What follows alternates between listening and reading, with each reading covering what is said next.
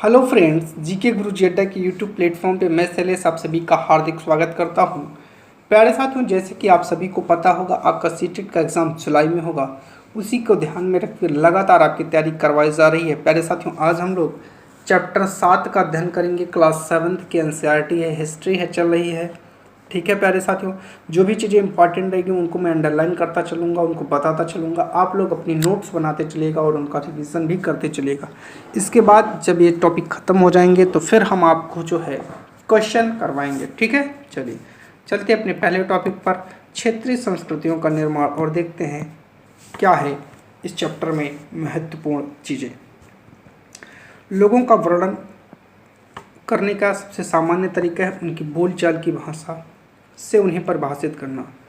जब हम किसी व्यक्ति को तमिल या उड़िया कहते हैं तो आमतौर पर इसका अर्थ होता है कि वह तमिल अथवा उड़िया भाषा बोलता है, तमिलनाडु अथवा उड़ीसा में रहता है। इसी तरह से हम प्रत्येक क्षेत्र में कुछ खास किस्म के भोजन, वस्त्र, काव्य, नृत्य, संगीत और चित्रकला से जोड़ा करते हैं। कभी कभी हम इन अस्मिताओं को मानकर चलते हैं और सोचते हैं कि ये युग युगांतर से अस्तित्व में है, किंतु भिन्न भिन्न क्षेत्रों के बीच विभाजक सीमाओं के बनने में समय की भूमिका रही, जिन्हें आज हम क्षेत्रीय संस्कृतियाँ कहते हैं। वे समय के साथ बदलती हैं और सच तो यह है कि आज भी बदलती रही हैं। आगे बात करते हैं।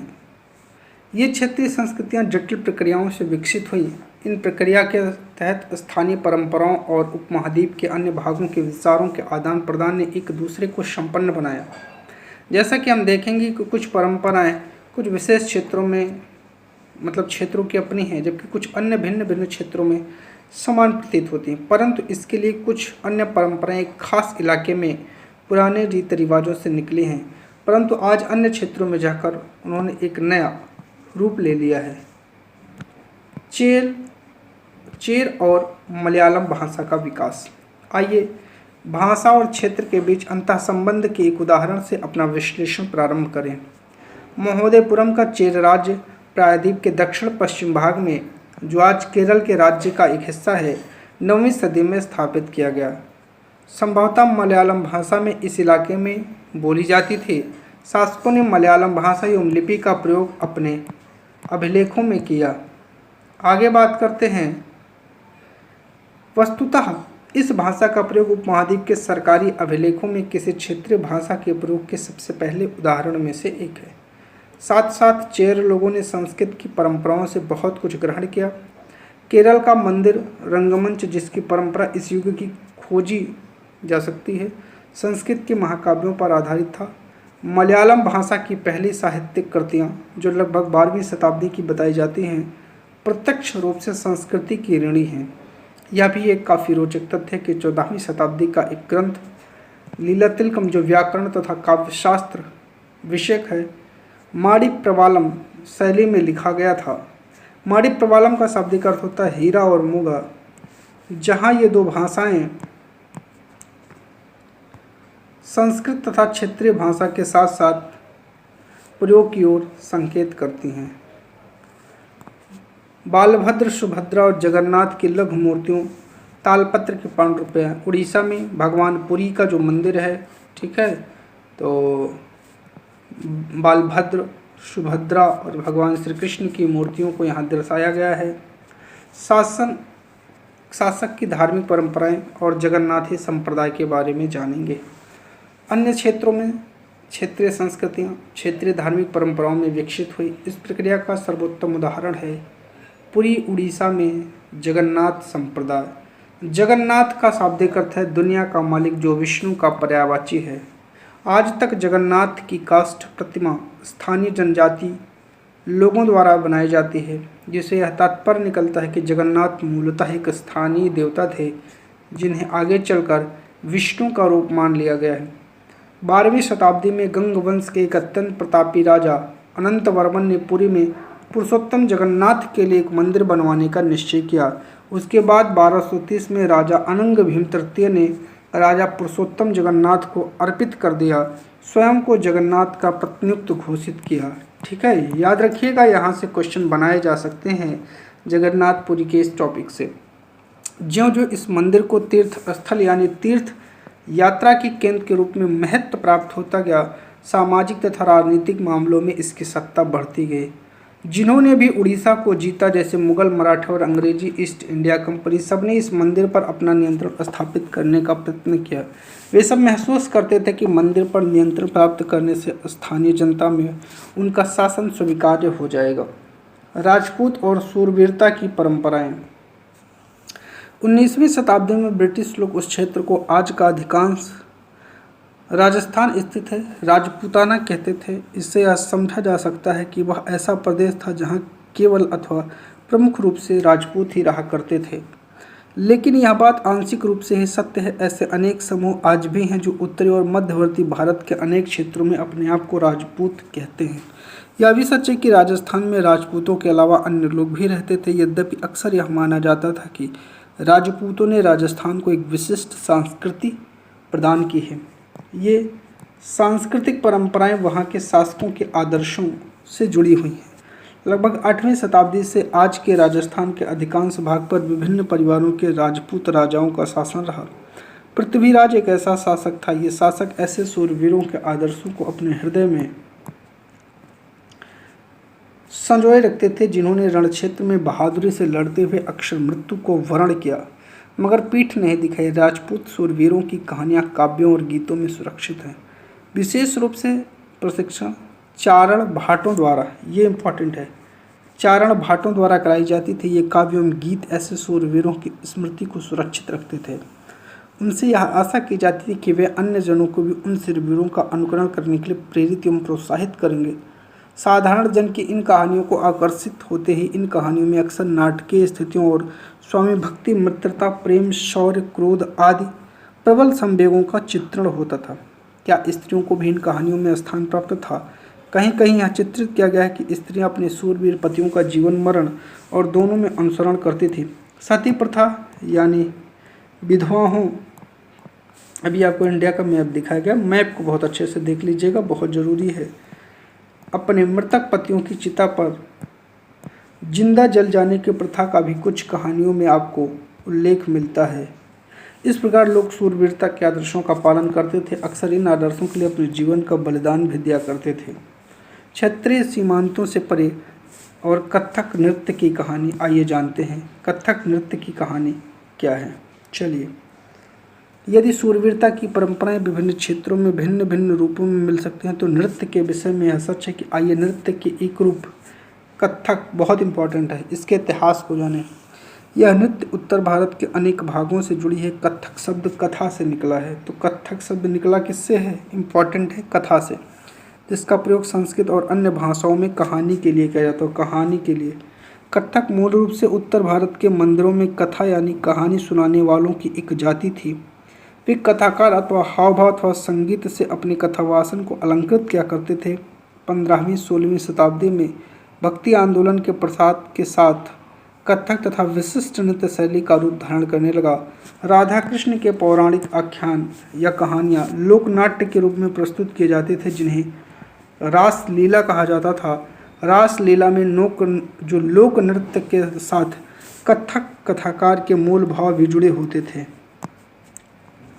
मुगल बादशाह और अनेक अभिजातों के शासनकाल में कथक नृत्य राज दरबार में प्रस्तुत किया जाता था, जहां इस नृत्य ने अपने वर्तमान अभिलक्षण अर्जित की और एक विशिष्ट नृत्य शैली के रूप में विकसित हो गया। आगे चलकर के यह दो परंपराओं घरानों में फूला फला, राजस्थान के जयपुर के दरबारों में और लखनऊ में अवध के अंतिम नवाब वाजिद अली शाह के संरक्षण में यह एक प्रमुख कला के रूप में उभरा। 1850 और 75 के दौरान यह नृत्य शैली के रूप में इन दो क्षेत्रों में ही नहीं बल्कि आज के पंजाब, हरियाणा, जम्मू कश्मीर, बिहार और मध्य प्रदेश के निकटवर्ती इलाकों में भी पक्के तौर पर संस्थापित हो गया। इसकी प्रस्तुति में क्लिष्ट तथा द्रुतपद संचालन, उत्तम वेशभूषा तथा कहानियों के प्रस्तुतिकरण एवं अभिनय पर जोर दिया जाने लगा। अनेक अन्य सांस्कृतिक गतिविधियों की तरह कथक को भी 19वीं तथा 20वीं शताब्दियों में अधिकांश ब्रिटिश प्रशासकों ने नापसंद किया। फिर भी यह जीवित बचा रहा और गणिकाओं द्वारा पेश किया जाता रहा। स्वतंत्रता प्राप्ति के बाद देश में 6 शास्त्रीय नृत्यों को मान्यता मिली। मोस्ट इम्पॉर्टेंट, स्वतंत्रता के बाद भारत में कितने नृत्यों को मान्यता मिली? 6 शास्त्रीय नृत्यों को मान्यता मिले। शास्त्रीय नृत्य के बारे में यहाँ दिया गया है, आप लोग इसको पढ़ लीजिएगा। अब मैं आपको जो मोस्ट इम्पॉर्टेंट है वो बताता हूँ, ठीक है। चलिए, शास्त्रीय नृत्य में भरतनाट्यम तमिलनाडु में है, कथकली केरल में है, ओडिसी उड़ीसा में है, कुचिपुड़ी आंध्र प्रदेश में, मणिपुरी मणिपुर में है, ठीक है। इसको भी याद रखिएगा। आगे चलते हैं। देखिए यहाँ कुछ चीज़ें लिखी है, जान लीजिए। किस कला को शास्त्रीय माना जाए? इस प्रश्न का उत्तर देना अक्सर बहुत कठिन होता है। क्या हम उस रूप या शैली को शास्त्रीय कहते हैं जिसका विषय धार्मिक हो? क्या हम उसे शास्त्रीय इसीलिए मानते हैं क्योंकि इसके लिए अत्यधिक कौशल की आवश्यकता होती है जो कई वर्षों के लंबे प्रशिक्षण से प्राप्त होता है, अथवा शास्त्रीय इसीलिए क्योंकि यह निर्धारित नियमों के अनुसार प्रदर्शित या प्रस्तुत किया जाता है, उनमें विभिन्नताओं को प्रोत्साहित नहीं किया जाता? ऐसे प्रश्न जिन पर हमें विचार करने की आवश्यकता यह भी स्मरणीय है कि बहुत से नृत्यों में लोक नृत्य की श्रेणी में रखा गया है। वे विशिष्टताएं पाई जाती हैं, वे शास्त्रीय रूपों का विशिष्ट लक्षण बताया जाता है। यद्यपि शास्त्रीय विश्लेषण का उपयोग उन कला रूपों की श्रेष्ठता का सूचक है, फिर भी यह शब्द हमेशा सही नहीं होता है, ठीक है। चलिए आगे चलते हैं।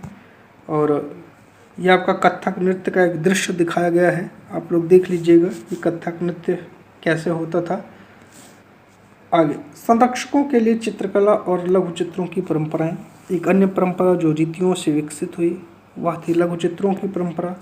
लघु चित्र, जैसा कि उनके नाम से पता चलता है, छोटे आकार के चित्र जिन्हें आमतौर पर जल रंगों से कपड़े या कागज पर चित्रित किया जाता था। प्राचीनतम लघु चित्र तालपत्रों अथवा लकड़ी के तख्तियों पर चित्रित किए जाते थे। इनमें सर्वाधिक सुंदर चित्र जो पश्चिम भारत में पाए गए जैन ग्रंथों को सचित्र बनाने के लिए प्रयोग किए गए थे। मुगल बादशाह अकबर, जहांगीर, शाहजहां ने अत्यंत कुशल चित्रकारों को संरक्षण प्रदान किया जो प्राथमिक रूप से इतिहास और काव्यों की पांडुलिपियों को चित्रित करते थे। ये पांडुलिपियाँ आमतौर पर चटक रंगों में चित्रित की जाती थी और उनके दरबार के दृश्य में लड़ाई, शिकार के दृश्य और सामाजिक जीवन के पहलू चित्रित किए जाते थे। अक्सर उपहार के तौर पर भी इन चित्रों का आदान प्रदान किया जाता था और ये कुछ गिने चुने लोगों, बादशाह और उनके घनिष्ठ जनों द्वारा ही देखे जा सकते थे। इनको सब देख भी नहीं सकते थे। मुगल साम्राज्य के पतन के साथ अनेक चित्रकार मुगल दरबार छोड़कर नए उभरने वाले क्षेत्रीय राज्यों के दरबार में चले गए। परिणामस्वरूप मुगलों की कलात्मक रुचियों में दक्षिण के क्षेत्रीय दरबारों, राजस्थान के राजपूती दरबारों को प्रभावित किया, लेकिन इसके साथ ही उन्होंने अपनी विशिष्ट विशेषताओं को सुरक्षित रखा और उनका विकास किया। मुगल उदाहरणों का अनुसरण करते हुए शासकों तथा उनके दरबारों के दृश्य चित्रित किए जाने लगे। साथ साथ मेवाड़, जोधपुर, बूंदी, कोटा, किशनगढ़ जैसे केंद्रों में पौराणिक कथाओं तथा काव्यों के विषय का चित्रण बराबर जारी रहा।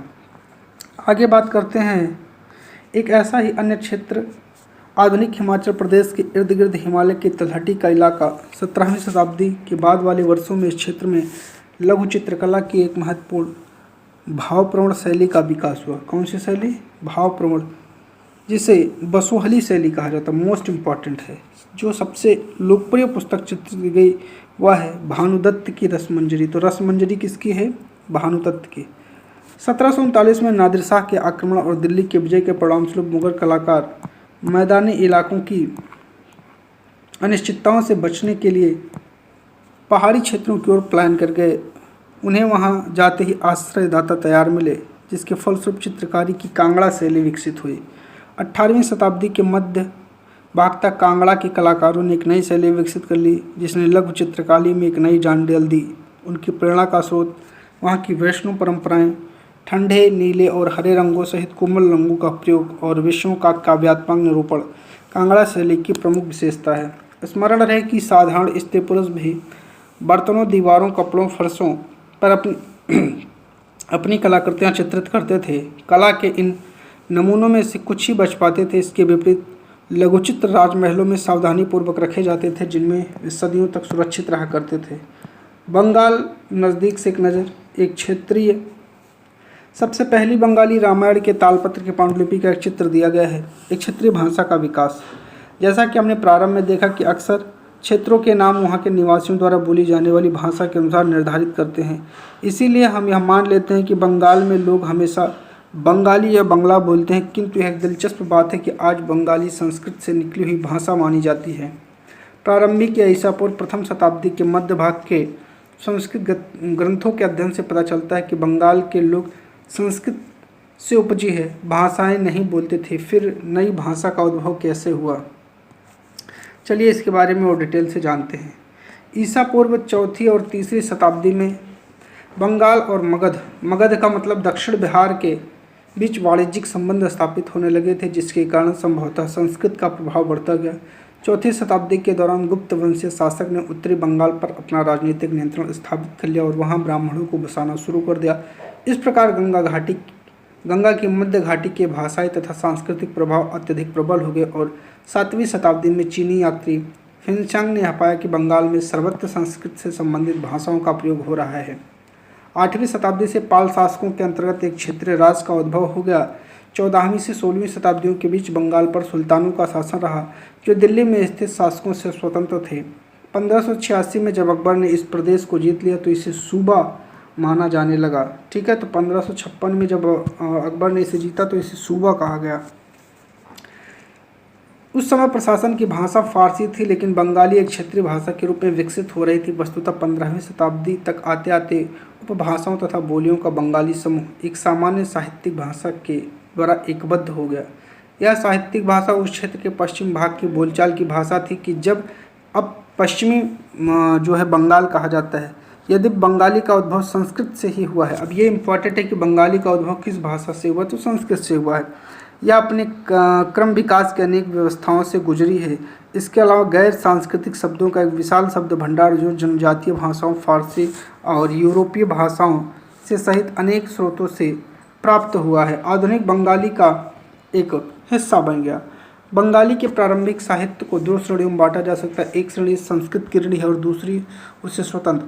पहली श्रेणी में संस्कृत महाकाव्यों के अनुवाद, मंगल काव्य, ठीक है, शाब्दिक अर्थों में शुभ यानी मांगलिक काव्य जो स्थानीय देवी देवताओं से संबंधित हैं, और भक्ति साहित्य जैसे गौड़ीय वैष्णव आंदोलन के नेता जो चैतन्य देव की कहानियाँ आदि शामिल हैं। दूसरी श्रेणी में नाथ साहित्य शामिल है, जैसे मैनामती, गोपीचंद्र के गीत, धर्म ठाकुर की पूजा से संबंधित कहानियाँ, परिकथाएं, लोक कथाएं और गाथा गीत। चलिए आगे चलते हैं। मैनामती, गोपीचंद्र और धर्म ठाकुर नाथ लोग सन्यासी होते थे जो तरह तरह की योगिक क्रियाएं करते थे। यह गीत विशेष जो अक्सर अभिनीत किया जाता था या बताता था कि रानी मैनामती ने अपने पुत्र गोपीचंद को अनेक बाधाओं के समक्ष संन्यास का मार्ग अपनाने को किस प्रकार प्रोत्साहित किया। धर्म ठाकुर एक क्षेत्रीय लोकप्रिय देवता थे जिनकी पूजा अक्सर एक पत्थर या काठ की मूर्ति के रूप में की जाती थी। पहली श्रेणी के ग्रंथों का काल निर्णय करना अपेक्षाकृत सरल है, क्योंकि ऐसी अनेक पांडुलिपियाँ पाई गई जिनमें यह इंगित किया गया कि उनकी रचना 15वीं शताब्दी के उत्तरार्ध और 18वीं शताब्दी के मध्य भाग के बीच की गई। दूसरी श्रेणी की कृतियाँ मौखिक रूप से कही और सुनी जाती थी, इसीलिए उनका काल निर्णय सही नहीं किया जा सकता। वे खास तौर पर पूर्वी बंगाल में लोकप्रिय थे, जहाँ ब्राह्मणों का प्रभाव अपेक्षाकृत कम था। पीर एक फारसी शब्द है जिसका अर्थ होता है आध्यात्मिक मार्गदर्शक। पीर और मंदिर, आइए इन पर चर्चा करते हैं। 16वीं शताब्दी से लोगों में बड़ी संख्या में पश्चिम बंगाल के कम उपजाऊ क्षेत्रों को छोड़कर दक्षिण पूर्वी बंगाल के जंगली तथा दलदली इलाकों में प्रवास करना शुरू कर दिया। ज्यों-ज्यों पूर्व की ओर बढ़ते गए वे जंगलों को साफ करके भूमि में धान की खेती करने लगे। स्नेह स्थानीय मछुआ तथा स्थानांतरित खेती करने वाले लोग अक्सर जनजाति थे, किसानों के नए समुदाय में मिल गए।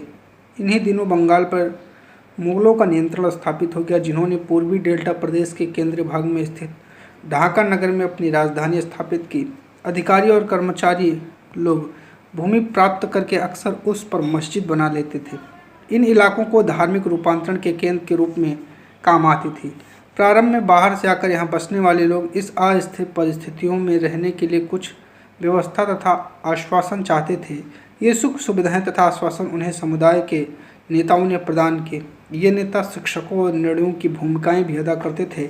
कभी कभी ऐसा समझा जाता था इन नेताओं के पास अलौकिक शक्तियां हैं। स्नेह और आदर से लोग इन्हें पीर कहा कहते हैं।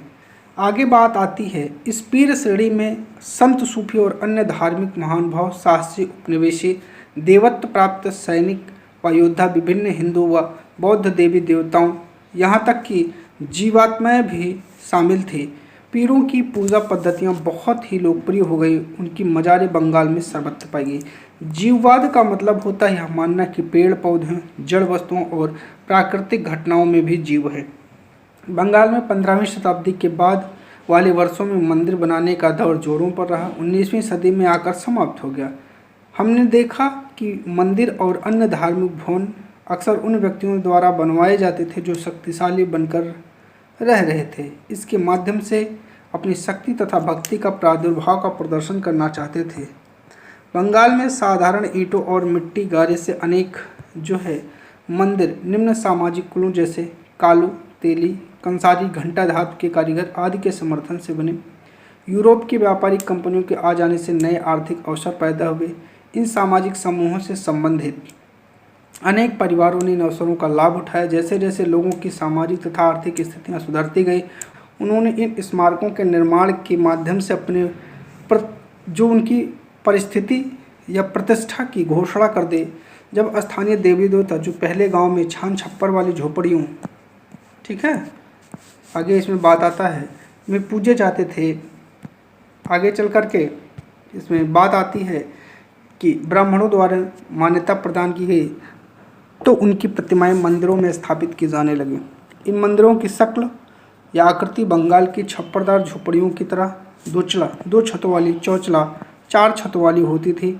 इसके कारण मंदिर की स्थापत्य कला में विशिष्ट बंगाली शैली का प्रादुर्भाव हुआ। अपेक्षाकृत अधिक जटिल चौचला यानी 4 छतों वाली ढांचे में 4 त्रिकोणीय छतें, 4 दीवारें रखी जाती थी जो ऊपर तिर्यक रेखा या बिंदु तक जाती थी।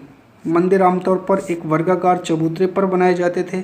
उनकी भीतरी भाग में कोई सजावट नहीं होती थी, लेकिन अनेक मंदिरों की बाहरी दीवारों पर चित्रकारियों, सजावटी टावलों और मिट्टी की पट्टियों से सजी होती थी।